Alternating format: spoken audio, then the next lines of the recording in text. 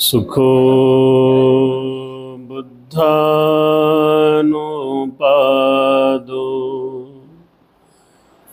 सुखा सद्धम्मदेशना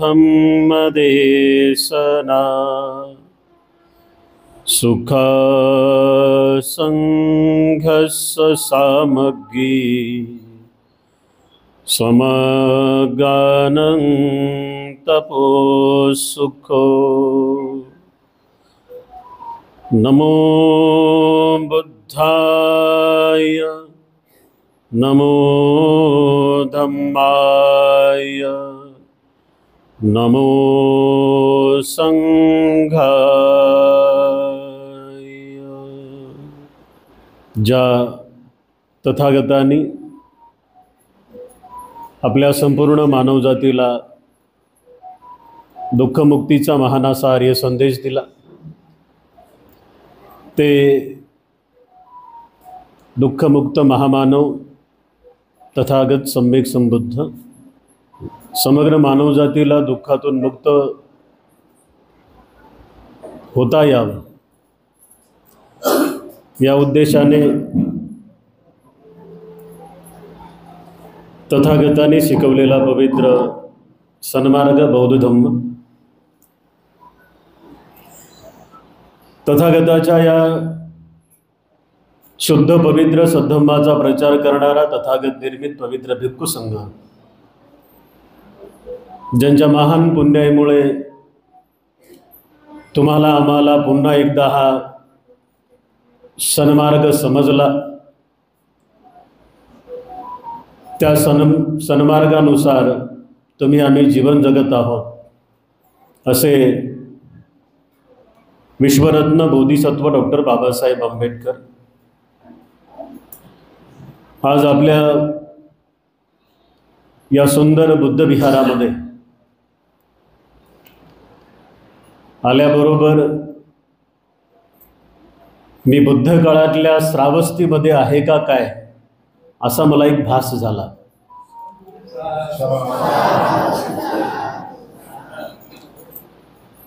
त्याचं कारण असं आहे,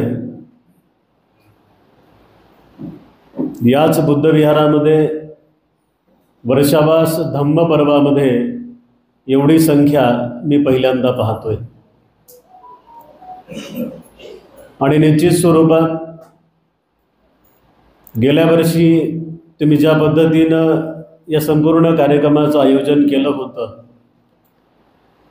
तर त्याचा परिणाम हा आहे आणि हे सातत्यपूर्ण टिकणारं काम आम्ही आमचं तनमन धन अर्पण करून करणं गरजेचं आहे।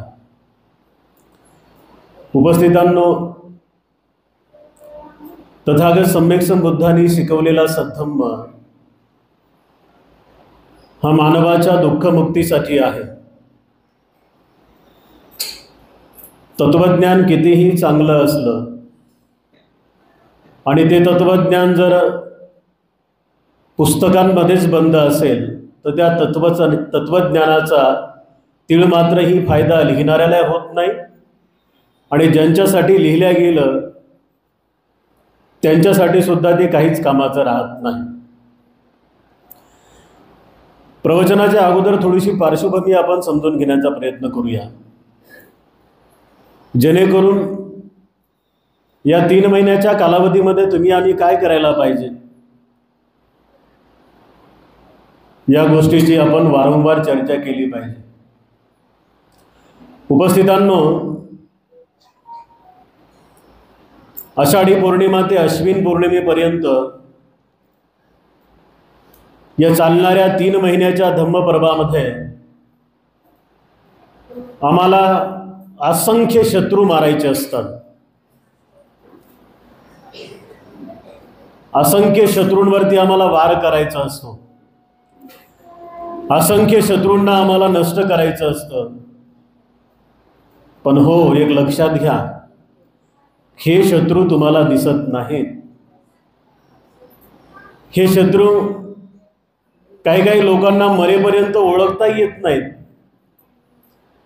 हे शत्रू वारंवार युद्ध करत राहतात, परंतु सलग 3 महिन्याच्या कालावधीमध्ये जेव्हा तुम्ही आम्ही खूप चांगल्या पद्धतीनं चिंतनाद्वारे तथागताच्या सद्धम्माला समजून घेतो, तेव्हा खऱ्या अर्थाने तुमच्या आमच्या जीवनाचा बदल होऊ शकतो. आणि तेव्हाच कुठे एक वेगळी समाज रचना तुम्हाला आम्हाला पाहायला मिळेल. पुन्हा एकदा आपल्या सर्वांसाठी खूप खूप मंगलमैत्री अर्पण करतो. तुम्ही करत असलेलं धम्मकार्य खरोखर महान आहे आणि याच कार्यामुळे तुम्ही सुखी होणार आहात.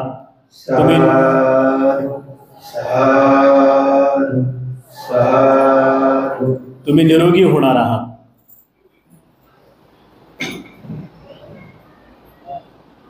ज्या तथागताच्या चिंतनाद्वारे तथागताच्याच भिक्खू संघातील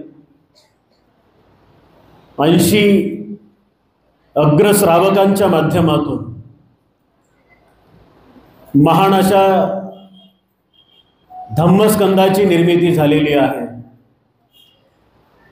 त्यातील बरेच धम्मस्कंद 3 महिन्याच्या कालावधीमध्ये जो तुम्ही ग्रंथ पाहणार आहात किंवा ज्या धम्मस्कंदावरती तुम्ही प्रवचन ऐकणार आहात, त्याच ग्रंथातील म्हणजेच या ग्रंथामध्ये 26 वग्ग आहेत आणि 423 गाथा आहेत. त्याला तुम्ही धम्मपद अठ्ठकथा म्हणा, धम्मपद गाथा आणि कथा म्हणा.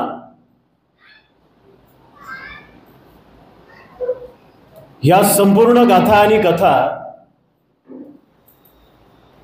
त्या काळात घडलेल्या घटना आहेत. कोणीतरी एखाद्या भिक्खूला सुचलं म्हणून ते लिहून ठेवलं असं नाही झालं.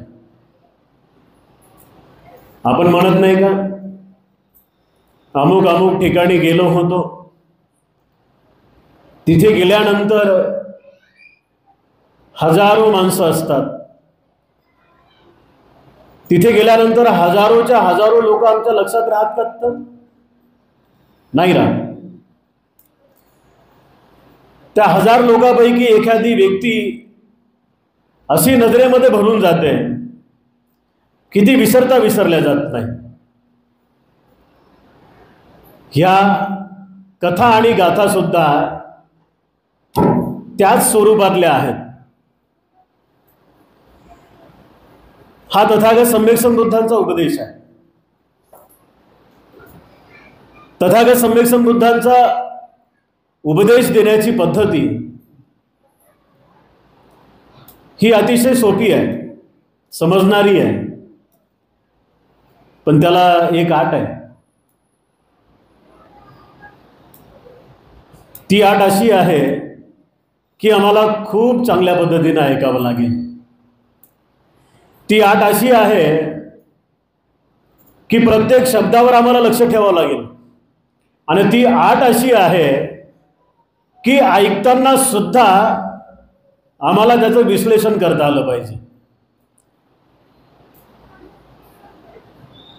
आपण जो ग्रंथ या 3 महिन्याच्या कालावधीमध्ये पाहणार आहोत, तो सरळ सरळ धम्मपद आपण ग्रंथ पाहणार आहोत. या धम्मपदातील बुद्ध काळात दिलेला तथागत सम्यक संबुद्धांचा भिक्खूंसाठी उपासक आणि उपासिकांसाठीचा उपदेश आहे. आणि म्हणून तुमच्या आमच्या जीवनासाठी हा ग्रंथ अतिशय महत्त्वाचा आहे. कारण या ग्रंथामध्ये तथागत सम्यक संबुद्धांनी मानवाच्या सुखाची रचना केलेली आहे. या ग्रंथाद्वारे तथागत सम्यक संबुद्धांनी मानवाच्या मनाचं चिंतन केलेलं आहे आणि मानवाच्या मनाचं चिंतन करून त्याला दुःखमुक्तीचा मार्ग मोकळा करून दिलेला आहे. गेल्या 3-4 दिवसापासून 21 तारखेच्या अधिष्ठानानुसार धम्मपद या ग्रंथातील जो आपण वग्ग पाहत आहात तो वग्ग पहिला आहे आणि त्या वग्गाचं नाव आहे यमक वग्ग. 26 वग्ग पाहत असताना तुम्हाला 2 गाथांच्या जोड्या दिसतात. त्या 2 गाथेच्या जोड्या अशा स्वरूपातल्या आहेत, वाईट केलं तर वाईट होतं, चांगलं केलं तर चांगलं होतं, अशी एक जोडी तुम्हाला दिसेल. धम्मपदातल्या ह्या संपूर्ण गाथा एकतर धम्म मार्गावर लागलेलं मन आणि त्या धम्म मार्गावर लागलेल्या मनाच्या प्रगती संदर्भातल्या आहेत. अतिशय सुंदर कथा आहेत, अतिशय सुंदर अशा गाथा आहेत. बौद्ध धर्माचे साहित्य लिहिणारे अनेक साहित्यिक विद्वान असं सांगून गेले,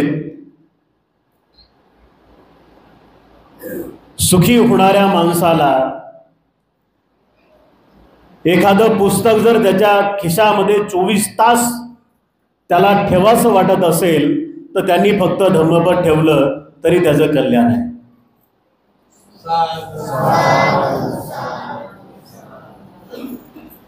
मी खरंच या कार्यक्रमाचं आयोजन करणारे तुम्ही सर्वजण, तुमच्या सर्वांसाठी खूप खूप मंगलमैत्री या ठिकाणी अर्पण करतो. ती यासाठी की तुम्ही वर्षावासातल्या 3 महिन्याच्या धम्म पर्वामध्ये हा ग्रंथ निवडला म्हणून. या ग्रंथाच्या आधारेच तुमच्या मनातले असंख्य प्रश्नाचे उत्तर तुम्हाला कोणाला प्रश्न न विचारता सुटणारे आहेत. असे अनंत प्रश्न तुमचे सुटणार आहेत न कोणाला विचारता. पण 3 महिन्याच्या या कालावधीमध्ये या साऱ्या गाथांवरती, या कथांवरती तुम्हाला फक्त चिंतन करायचं आहे. आणि ही संपूर्ण गाथा किंवा या कथा पाहत असताना या कथेच्या एखाद्या कॅरेक्टर मध्ये मी आहे का, या कथेच्या कॅरेक्टर मध्ये मी आहे का, म्हणजे खरंच माझा स्वभाव असा आहे का, माझ्या स्वभावाला मला ओळखता येईल का, माझ्या स्वभावाचं मी चिंतन कसं करायला पाहिजे, या सगळ्या गोष्टीचा विचार आपण 3 महिने सातत्यपूर्ण करायचा असतो. म्हणून तर तथागत सम्यक संबुद्धांनी या 3 महिन्याच्या कालावधीमध्ये तुमचं मन शांत राहायला पाहिजे यासाठी अष्टशिलाचं पालन तुम्ही करा असा आदेश दिला होता. कारण अष्टशिलाच्या पालनामुळे माणसाचं मन फार संयमी होऊन जातं, शांत होऊन जातं. तेव्हा उपस्थित उपासक आणि उपासिकांनो, आपल्या सुंदर अशा बुद्ध विहारामध्ये जो विषय आम्हाला दिलेला आहे त्या विषयाशी आम्ही सुरुवात करतो. हेमक वग्गातील 7वी आणि 8वी गाथा आपण आज या ठिकाणी बघण्याचा प्रयत्न करणार आहोत. ही 7वी आणि 8वी गाथा तथागत सम्यक संबुद्धांचा श्रावस्तीतला उपदेश आहे. या 2 गाथा तथागत सम्यक संबुद्धांनी 3 बंधूंच्या जीवन शैलीविषयी सांगितलेल्या आहेत. एकाचं नाव आहे महाकाल, दुसऱ्याचं नाव आहे मध्यम काल आणि तिसऱ्याचं नाव आहे चुल्ल काल. महाकाल, मध्यम काल आणि चुल्ल काल या 3 बंधूंच्या संदर्भामध्ये तथागत सम्यक संबुद्धांचा आजचा हा उपदेश आहे. काय झालं बघा, श्रावस्तीच्या भागामध्ये एक शेतव्य नावाचं शहर होतं आणि या शेतव्य नावाच्या शहरामध्ये हे तीन बंधू व्यापारी होते. मोठा त्यातला महाकाल होता, 2 नंबरचा मध्यम काल होता आणि 3 नंबरचा चूलकाल होता. सरळ साध्या सोप्या पद्धतीने लक्षात राहील तुम्हाला. म्हणजे महा म्हणजे मोठा, मध्यम म्हणजे मधला आणि चुल्ल म्हणजे छोटा. पालीमध्ये चुल्ल या शब्दाचा अर्थ पण छोटाच होऊन जातो. शेतव्य शहरामध्ये राहणारे हे व्यापारी बंधू, त्यांच्याकडे त्यावेळेस 500 गाड्या होत्या. आता तुम्ही विचार करा, अशा अनेक कथा या ग्रंथामध्ये अशा आहेत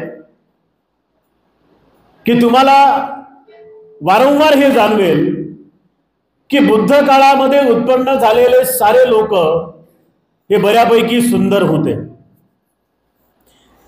बुद्ध काळामध्ये उत्पन्न झालेले सारे लोक हे बऱ्यापैकी श्रीमंत होते.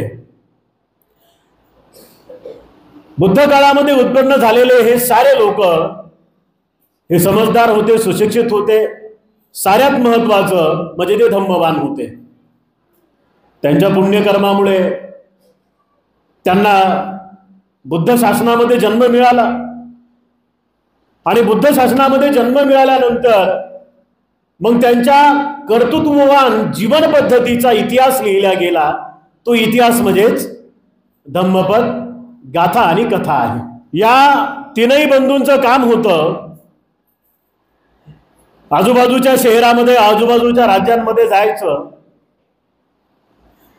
आणि त्या राज्यातला 500 गाड्यांवरती माल टाकून आणायचा. म्हणजे महाकाल आणि मध्यम काल, चूलकाल या 3 भावांचे काम. महाकाल आणि चूलकाल हे 500 गाड्यांवरती सामान आणायचे, साहित्य आणायचे आणि मग तो मधातला जो आहे मध्यम काल तो त्या सामानांची विक्री करत असे. एकदा असंच आपला माल श्रावस्तीमध्ये विकण्यासाठी ते जात असताना, बुद्ध काळातली अतिशय सुंदर धम्मनगरी आहे. जे जे लोक बुद्ध दर्शन धम्म सहलीसाठी गेलेले असतील त्यांनी श्रावस्ती पाहिली असेल. श्रावस्ती ही त्या काळात बुद्ध धम्माच्या प्रचार प्रसाराचं केंद्रबिंदू म्हणून ओळखल्या जाणारी नगरी होती. आणि या श्रावस्तीमध्ये असलेल्या लोकांपैकी सर्वाधिक लोक हे तथागत सम्यक संबुद्धांचे उपासक होते. त्यामध्ये मिगार माता विशाखा असेल, जेतवण ज्यांनी बांधून दिलं तो अनाथ पिंडक असेल, असे बरेच उपासक उपासिका की जे सातत्यपूर्ण तथागताच्या संपर्कामध्ये होते आणि तथागत सम्यक संबुद्धांच्या भिक्खू संघाला काहीही कमी पडू नये यासाठी फार चांगल्या पद्धतीनं दक्षता घ्यायचे. तर एवढी मोठी लोकसंख्या असलेल्या त्या श्रावस्तीमध्ये तथागत सम्यक संबुद्धांचे 45 वर्षाभासापैकी 25 वर्षाभास हे श्रावस्तीचे आहेत. 1 वर्षाभास 3 महिन्याचा, अधिकचा महिना आला असेल तर 4 महिन्याचा है ना. अधिकचा महिना आला तर 4 महिन्याचा आणि कंटिन्यू असेल तर 3 महिन्याचा. 3 गुणिले 25 जेवढं उत्तर येईल तेवढे तथागत सम्यक संबुद्ध श्रावस्तीत राहिलेले आहेत. आता तुम्ही मला सांगा, तथागत सम्यक संबुद्ध एवढे वर्ष आणि एवढे वर्षाभास तिथे करतायत म्हणजे तिथल्या लोकांना किती चांगल्या पद्धतीने सद्धम्म समजला असेल. झालंय तसंच की तथागत सम्यक संबुद्धांचा तिथे वर्षावास असताना, निवास असताना, वास्तव्य असताना अनेक लोक तथागत सम्यक संबुद्धांना भेटण्यासाठी जेतवनात यायचे. वैशिष्ट्य असं होतं की तिथे आलेला एकही व्यक्ती हा रिकाम्या हाताने जायचा नाही. म्हणजे काही ना काहीतरी तो घेऊन जायचा. दोन पद्धती असतात, एक रिकाम्या हाताने येणं, रिकाम्या हाताने जाणं. दुसरी पद्धत आहे रिकाम्या डोक्यानं येणं आणि रिकाम्या डोक्यानं जाणं. है ना? रिकामे हात पुरले, हातात काही नसलं तरी चालेल, पण डोक्यात जर काही नसलं ना आणि त्यातल्या त्यात जर धम्म नसेल तर जिंदगी मात्र वायाला जाते, आयुष्य वायाला जातं. या अनंत अनंत पुण्यकर्मामुळे मिळालेलं मनुष्य जीवन जर धम्माच्या कामी लागलं नाही तर मग त्या जीवनाचा काही अर्थ राहत नाही. इथे सुद्धा तेच झालं. विश्वशांतीदूत तथागत सम्यक संबुद्धांचं वास्तव्य श्रावस्तीमध्ये असताना श्रावस्तीमध्ये येणारे व्यापारी, येणारे वेगवेगळे साधू, संन्यासी, परिव्राजक, वेगवेगळ्या जाती धर्माचे लोक हे जेव्हा तथागत सम्यक संबुद्धांसमोर येऊन बसायचे आणि तथागतांच्या पावन पवित्र वाणीद्वारे सद्धम्म ऐकायचे, तेव्हा ऐकल्याबरोबर ते चिंतनाला लागायचे आणि मग चिंतन करून भिक्खू व्हायचे, भिक्खुनी व्हायचे, आपलं जीवन सुखी समृद्ध करून घ्यायचे आणि प्रयत्न करून ते अरहंत पदाला जायचे. या उदाहरणामध्ये सुद्धा याच तत्वज्ञानाचा आशय आपल्या लक्षात येईल. वास्तव्य श्रावस्तीमध्ये तथागत सम्यक संबुद्धांचा आहे. दोन व्यापारी बंधू वेगवेगळ्या राज्यातून माल घेऊन श्रावस्तीमध्ये येत आहेत.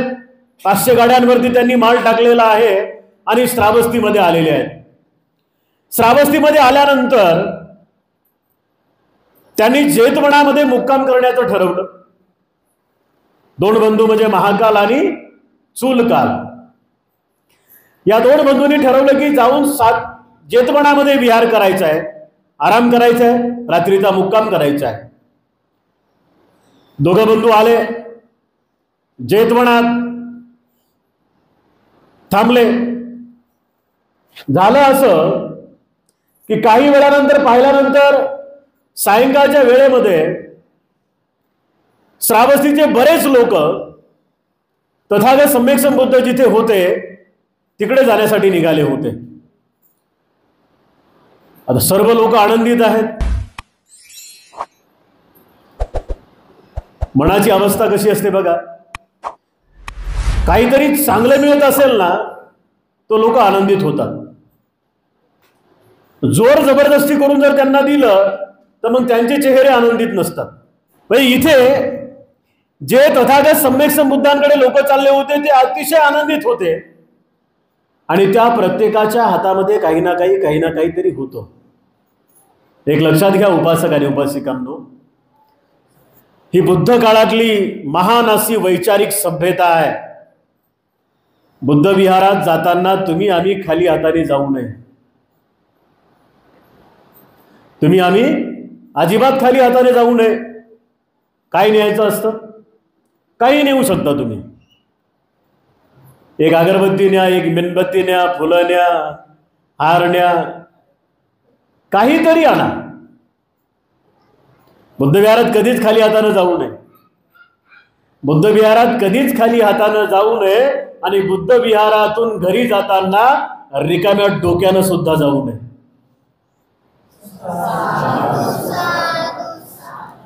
या दोन गोष्टी जरी तुम्हाला समजल्या तरी येणाऱ्या 3 महिन्यात तुम्ही कसून प्रयत्न करसाल. इथे झालंय असंच. महाकाल चूलकाल जेतवनामध्ये आराम करतोय. संध्याकाळच्या वेळेस त्यांनी पाहिलं, अरे हे सारा लोकांचा जथा चालला कुठे? चेहऱ्यावरती आनंद आहे. साध्या सुध्या ठिकाणी चालले नव्हते. चालले होते की जिथे दुःखमुक्तीचा आर्य संदेश मिळतो अशा तथागत सम्यक संबुद्धांच्या दर्शनासाठी, त्यांच्या प्रवचनासाठी. कोणाच्या हातामध्ये पुष्प आहे, कोणाच्या हातामध्ये सुगंधित द्रव्य आहेत, कोणाच्या हातामध्ये हार आहे, कोणाच्या हातामध्ये फळं आहेत, कोणाच्या हातामध्ये काय आहे, कोणाच्या हातामध्ये काय आहे. महाकालला राहुल्या गेलं नाही आणि त्यांनी त्या लोकांना विचारलंच, का हो, सायंकाळचा वेळ आहे, दमून थकून आले असाल ना तुम्ही, आम्ही सगळे कष्ट करीना. एक एक गोष्ट जर आपण बारकाईने लक्षात घेतली ना उपासक आणि उपासिकांनो, या ग्रंथातल्या प्रत्येक उदाहरणामध्ये तुम्हाला तुमच्या जीवनाचं सोनं करण्याची तत्वज्ञानाचा झरा तुम्हाला इथे मिळणार आहे.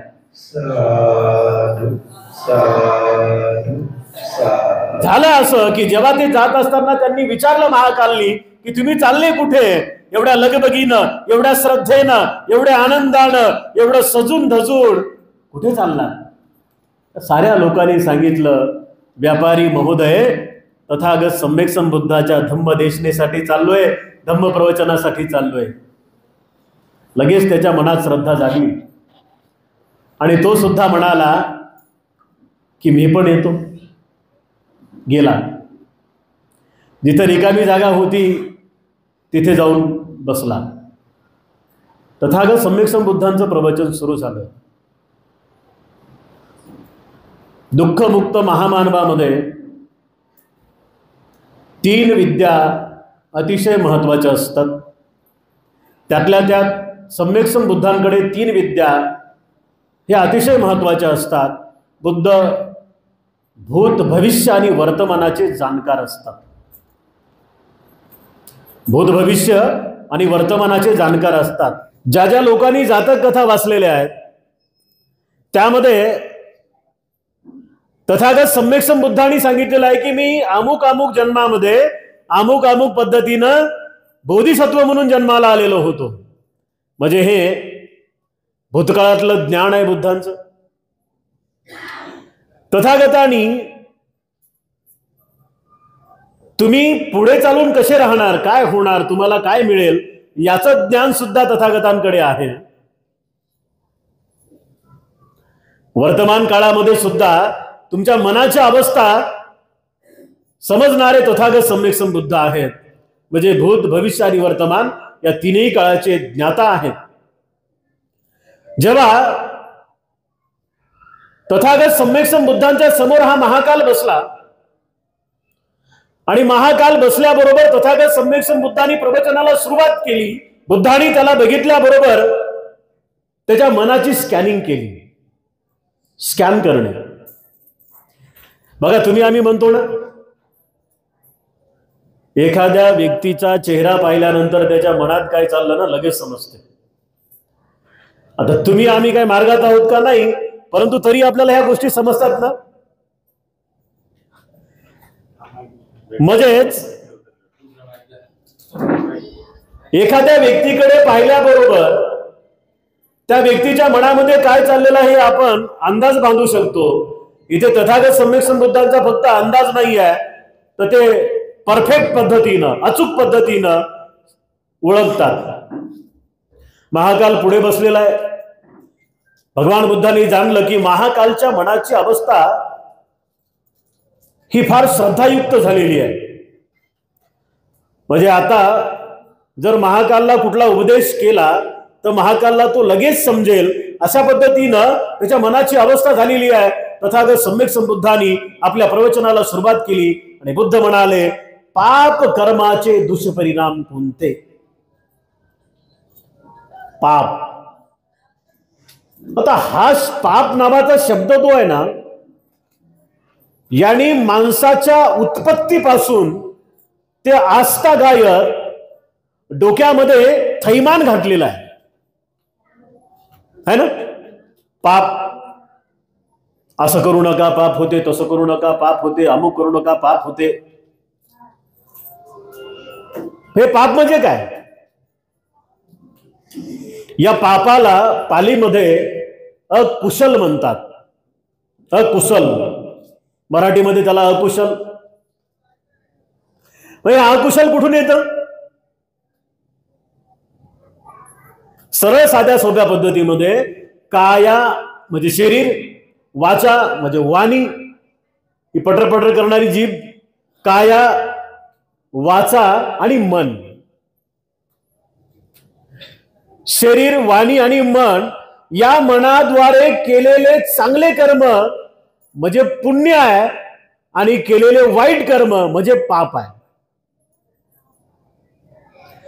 काया वाचा मनाला परिशुद्ध करण्यासाठी महाकालला आणि तिथे उपस्थित उपासक उपासिकांना तथागत सम्यक संबुद्धांनी प्रवचन दिलं. महाकालच्या मनाची संपूर्ण दरवाजे असे खुले झाले, उघडल्या गेले. वासने संदर्भात तथागत सम्यक संबुद्धांनी प्रवचन दिलं. व्यापारी होता ना, आसक्ती होती त्याच्या मनात. सर्व सुखाचा राजमार्ग तथागत सम्यक संबुद्धांनी तिथे समजून सांगितला. आणि ऐकता क्षणी तो एवढा मंत्रमुग्ध झाला की असं कुठे ऐकलं नाही हो. 500 गाड्यांना माझ्या भावाला घेऊन मी जिकडे तिकडे गेलो. व्यापार करत असताना अनेक ऋषी महामुनी परिव्रजक साधू संत संन्यासी सर्व लोकांना भेटलो, त्यांच्या संपर्कात आलो, पण अशी दिव्य ज्ञानाची वाणी कुणाची ऐकली नाही. ऐकता क्षणी त्याच्या मनात भिक्खू होण्याचा विचार आला. प्रवचन संपल्यानंतर तथागतांना भिक्खू बनण्याचा त्यांनी विचार सांगितला. आणि बुद्ध सुद्धा प्रत्येक माणसाच्या मनाचं स्कॅन करत होते, त्या मनातल्या विचारांना ओळखत होते, याच्या मनातल्या अवस्था सगळ्या जाणल्या. आणि बुद्धांनी सांगितलं, यही भिक्खवे. झाली भिक्षा, झाली उपसंपदा झाली. भिक्खू बनून राहू लागला.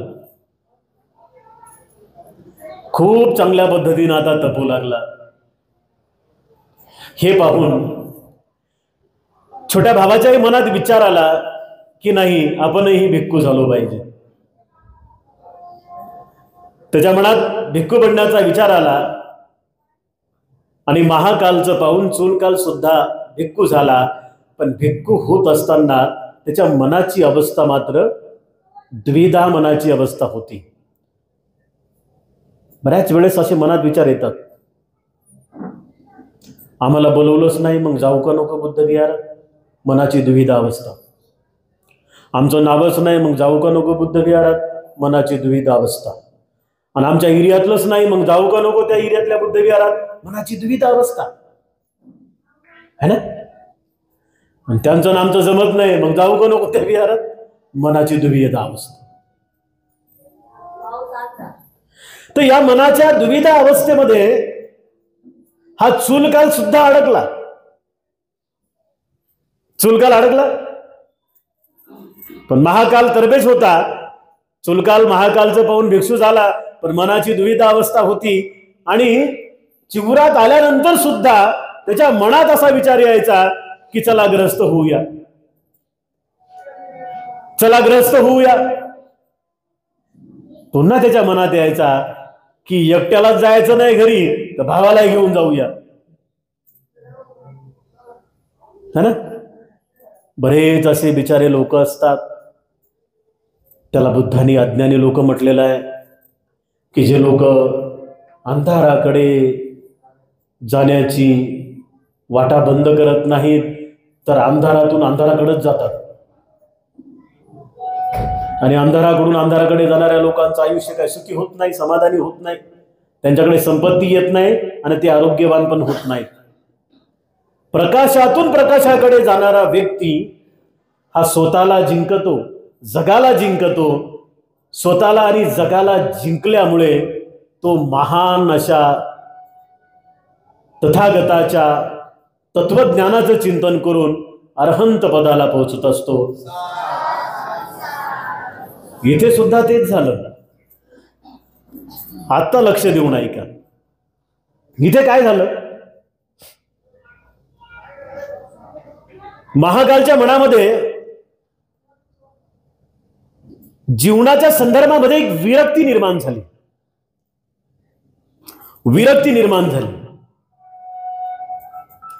आसक्तीतून तो बाहेर येऊ लागला होता. तथागत सम्यक संबुद्धांच्या महान अशा तत्वज्ञानाला जाणून हा महाकाल स्मशानामध्ये जाऊन ध्यान करायचं.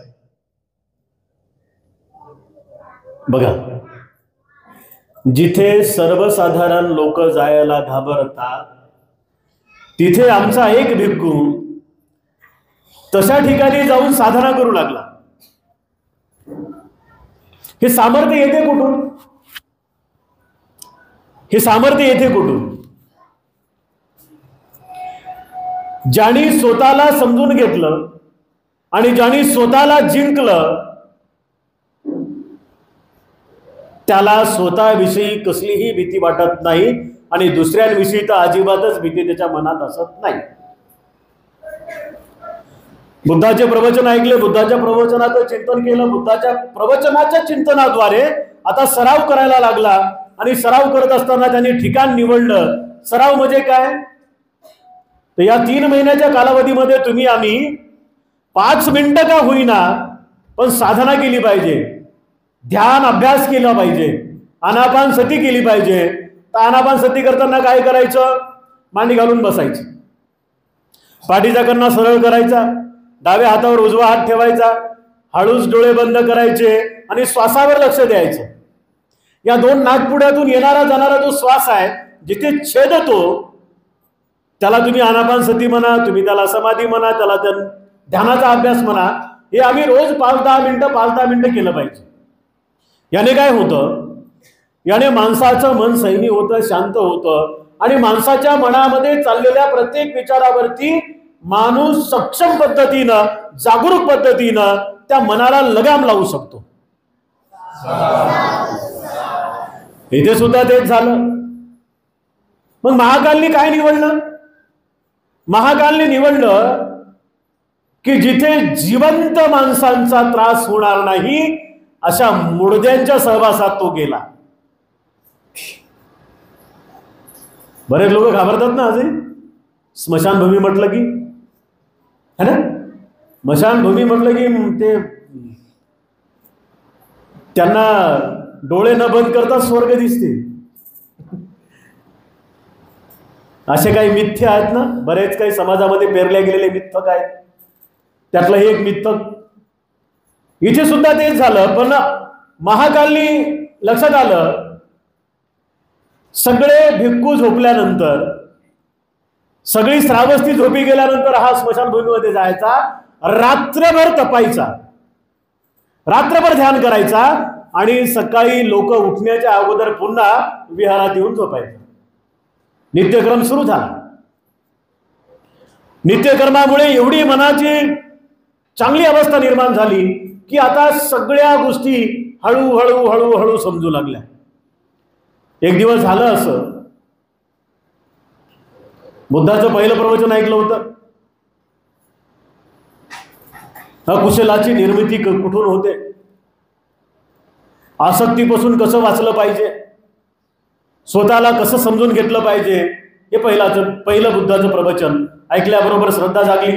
भिक्खू झाला, भिक्खू होऊन तपू लागला. एकदा एक घटना घडली.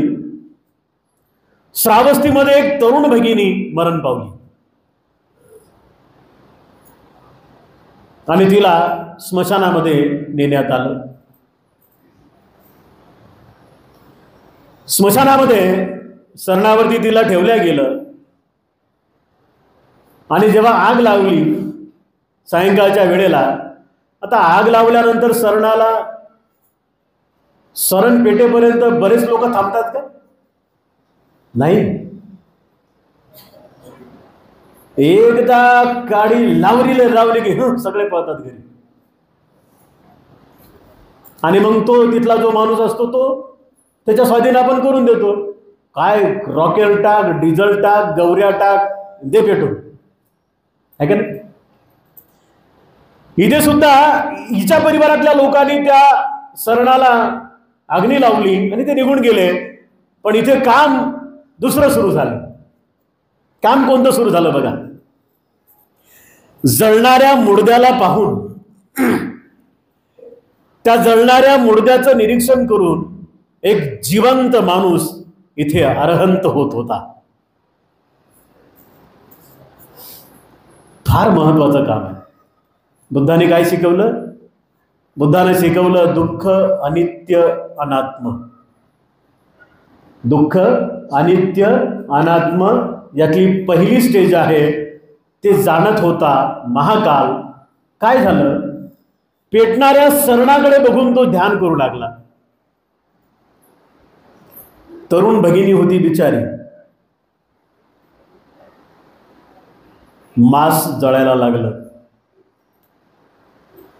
माणसाच्या शरीराला जळत असताना जर तुम्ही पाहिलं ना, तर असे रंगी बेरंगी रंग निघतात शरीर जळताना.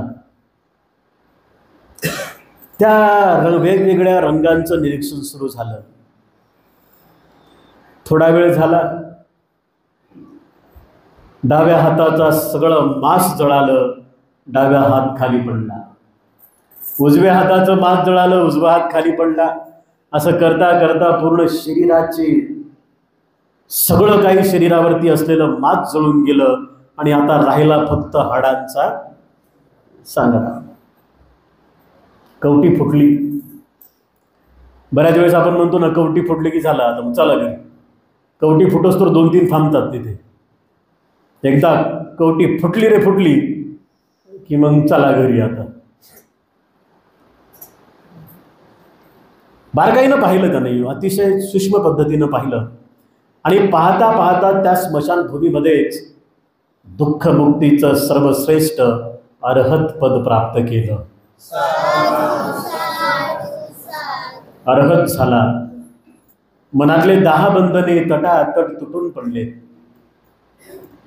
आता पुन्हा पुन्हा भवचक्रामध्ये येणार नाही, जन्म मरण्याच्या जाळ्यामध्ये अडकणार नाही, अशी मनाची अवस्था तयार झाली. एकदा महाकाल अरहत झाल्यानंतर पूजनीय भिक्खू संघ भगवान बुद्धासह प्रचार प्रसारासाठी निघाला. त्या भिक्खूमध्ये महाकाल पण होते आणि त्यांचे छोटे बंधू चुलकाल पण होते. चुलकालला कुठल्याही पद्धतीची अवस्था प्राप्त झाली नव्हती.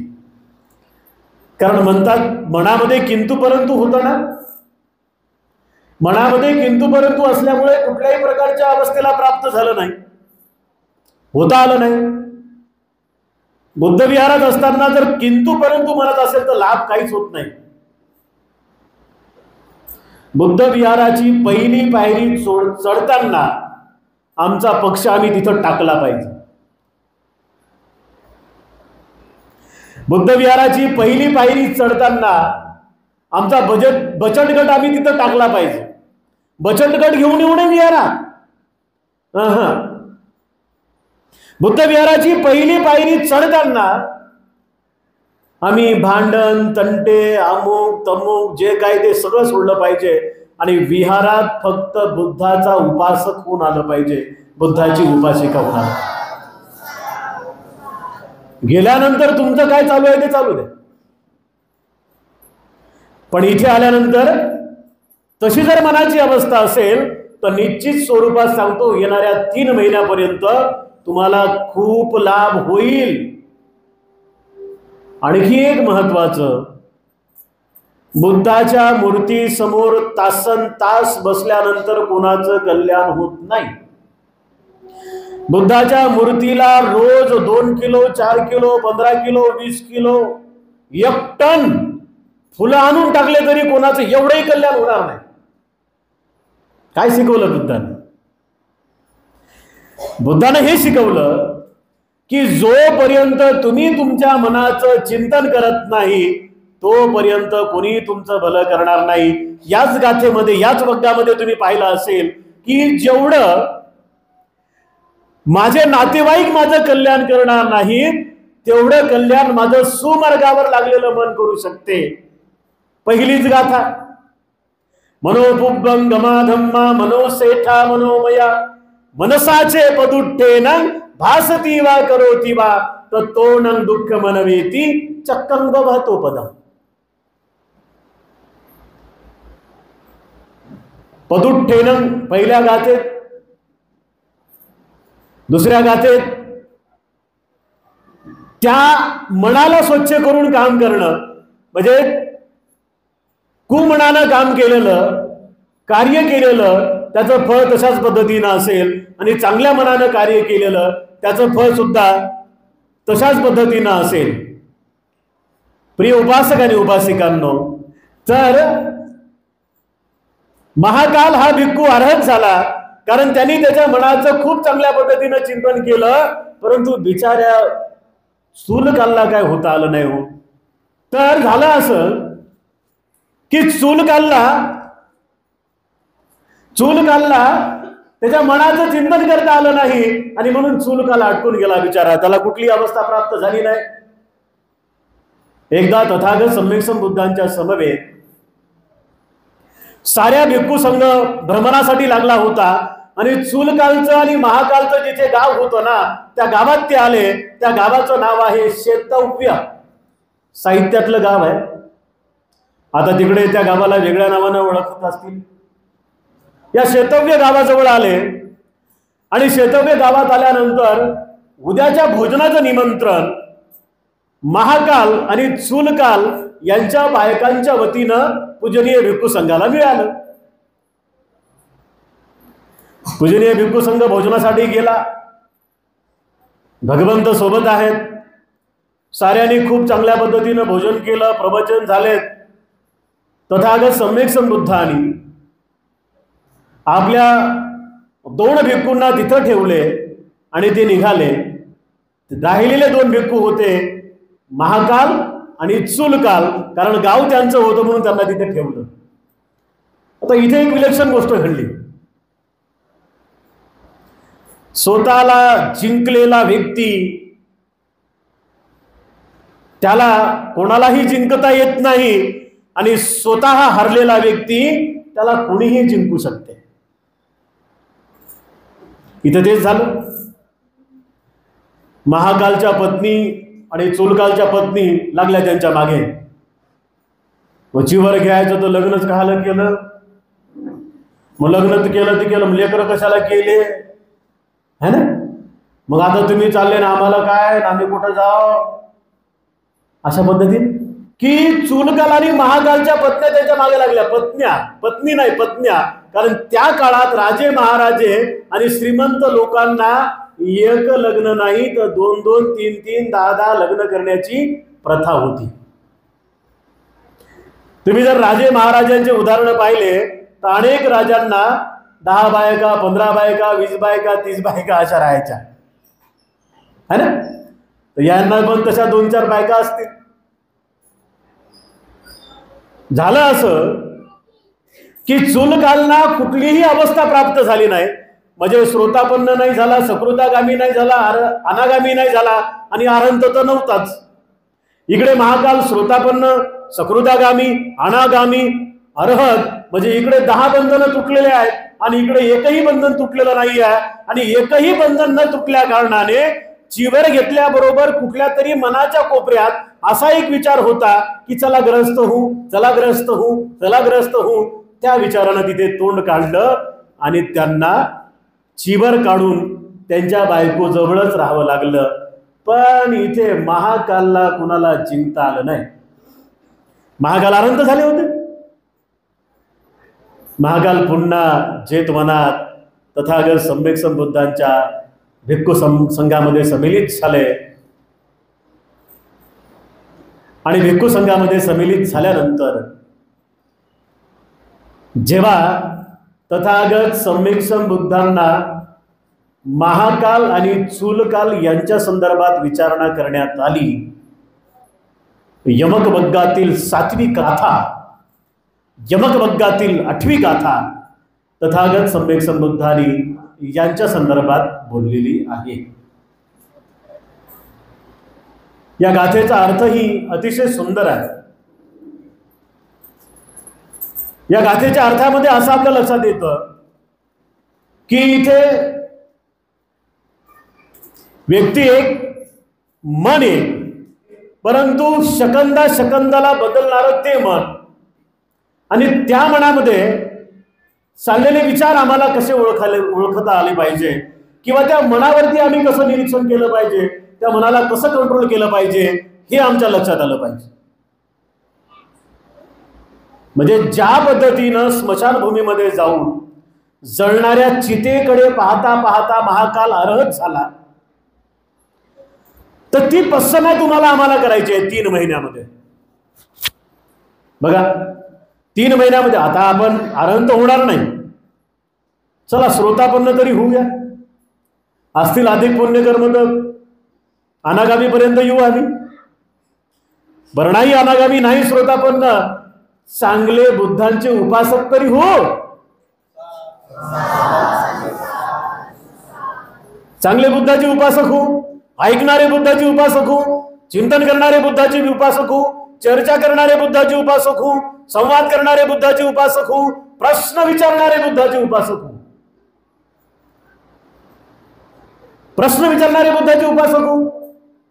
आणि 3 महिन्याच्या या कालावधीमध्ये तुम्हाला आम्हाला काय करायचं आहे, तर या उदाहरणावरून आम्हाला खूप चांगल्या पद्धतीने समजतं की तुम्हाला आणि आम्हाला फक्त स्वतःला समजून घ्यायचं आहे, स्वतःचं निरीक्षण करायचं आहे, आणि स्वतःचं निरीक्षण करत असताना स्वतःबद्दल चिंतन करायचं आहे. चिंतनाद्वारे सराव करून मग सुख प्राप्त करायचं आहे. तर मला हे 100% माहित आहे. 1 तासाच्या प्रवचनामध्ये 1 तास म्हणजे 60 मिनिटं सगळंच काही तुमच्या लक्षात राहील का? नाही. आणि म्हणून आम्ही YouTube चॅनल सुरू केलेले आहे.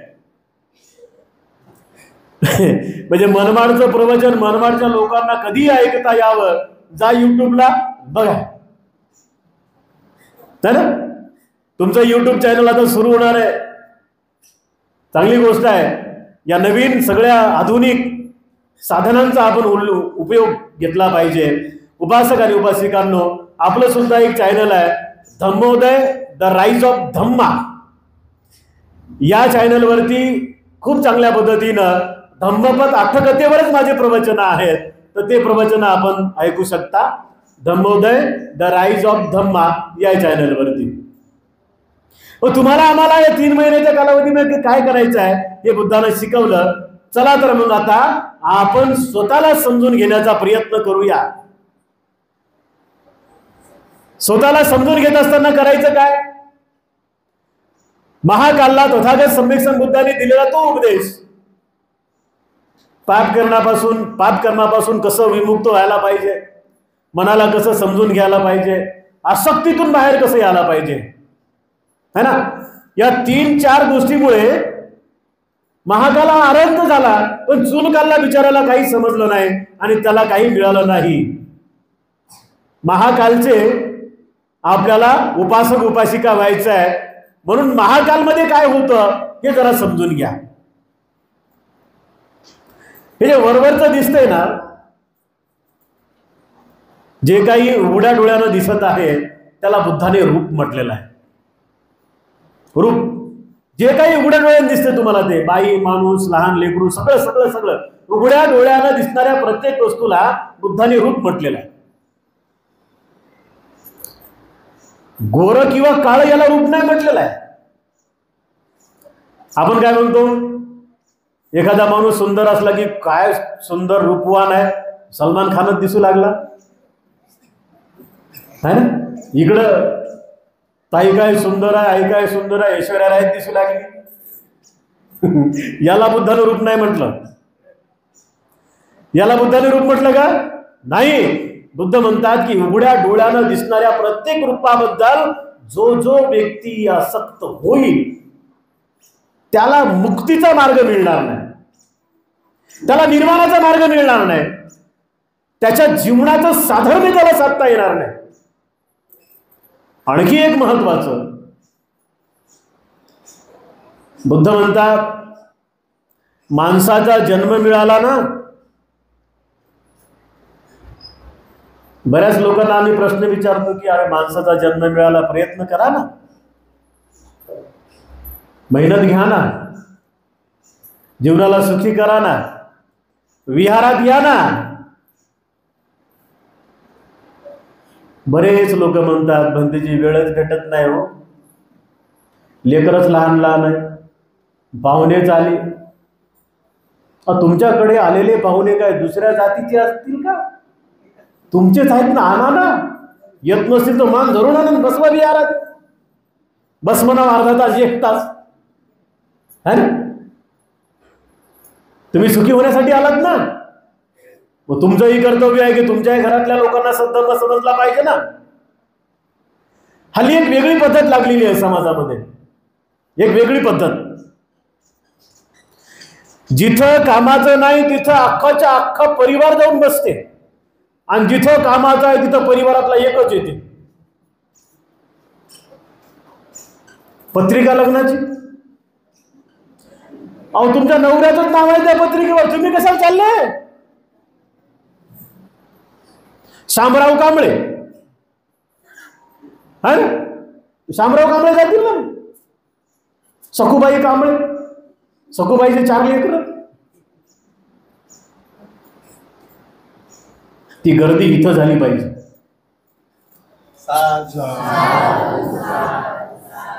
ती गर्दी जेव्हा इथे होईल ना, तेव्हा याही पेक्षा वेगळं चित्र तुमचं आमचं असेल. बाबासाहेब उगेच म्हणाले का यार या भूमीला बाबासाहेबांचा स्पर्श आहे. हे इथं येवला, अर्ध्या तासात येवला. बाबासाहेबांनी हॉस्टेल बांधलं मनमाडमध्ये आपल्या विद्यार्थ्यांसाठी. बाबासाहेबांचं काय म्हणणं होतं माहित आहे? बाबासाहेब म्हणाले होते की जिथे माझे 2 घरं असतील तिथे सुद्धा मला एक विहार पाहिजे. आता हजारो बिल्डिंगा झाल्या पण विहाराकडे दुर्लक्ष आहे. पण तुम्ही धन्यवान आहेत मायबापांनो, तुम्ही एवढ्या सुंदर अशा विहाराच्या निर्मित्या केल्या आणि एवढं जागा होत नाही एवढी गर्दी तुमची आहे. तुम्ही पुण्यवान आहात. दुसऱ्या लोकांचं सांगतोय, तुमचं नाही. बाबासाहेब काय म्हणाले होते की मला विहार पाहिजे. विहार कशासाठी पाहिजे होते बाबासाहेबांना? अगरबत्ती लावायला, मेणबत्त्या लावायला, हा, हार टाकायला? नाही नाही नाही. बाबासाहेबांना विहार यासाठी पाहिजे होते की इथं विचारांचं मंथन झालं पाहिजे.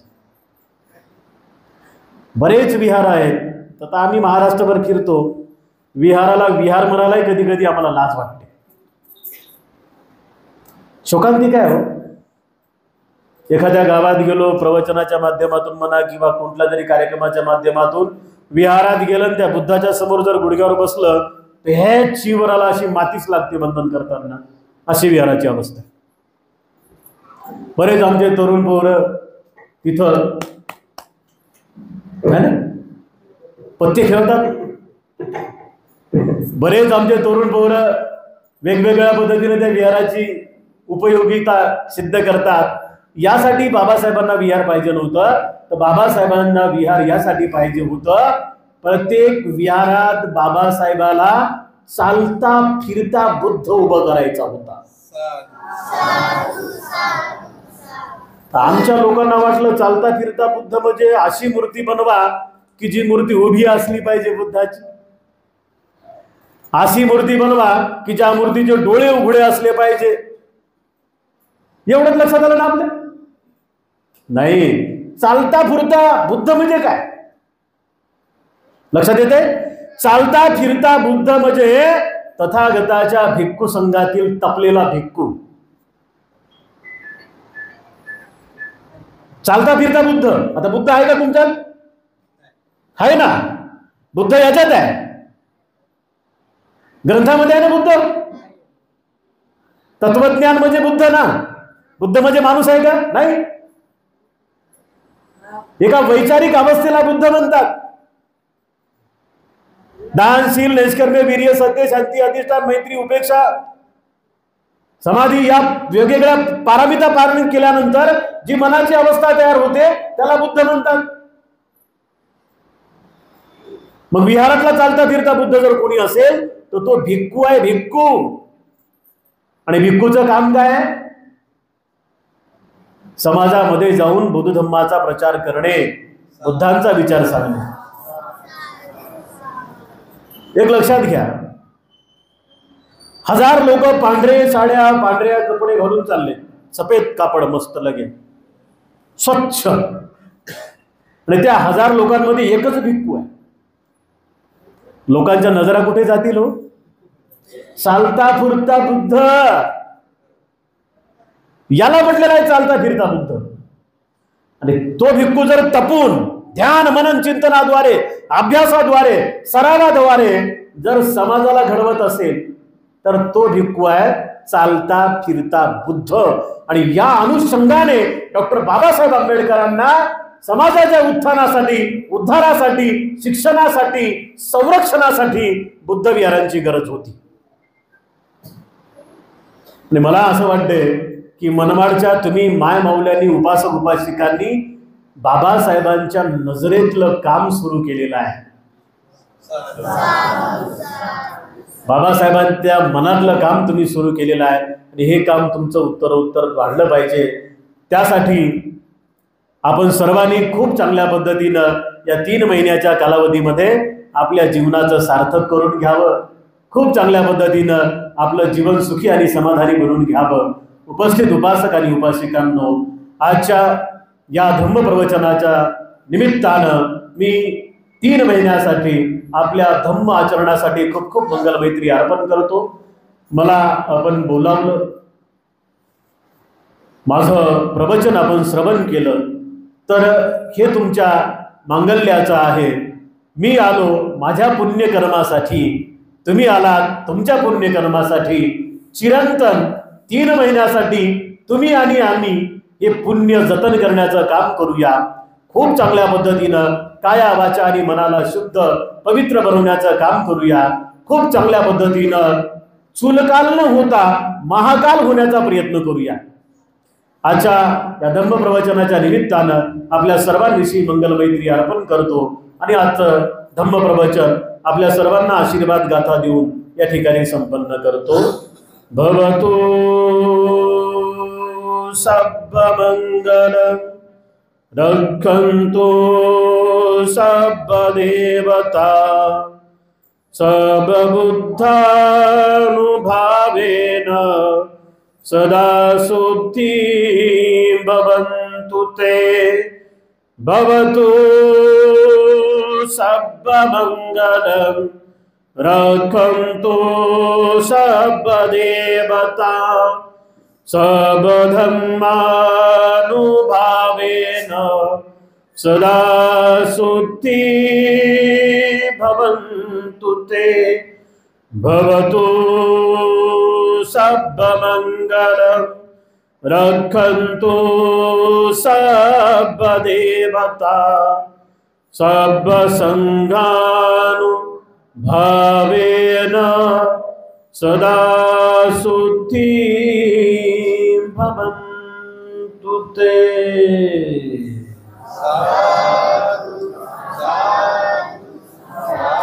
बुद्धं नमामि,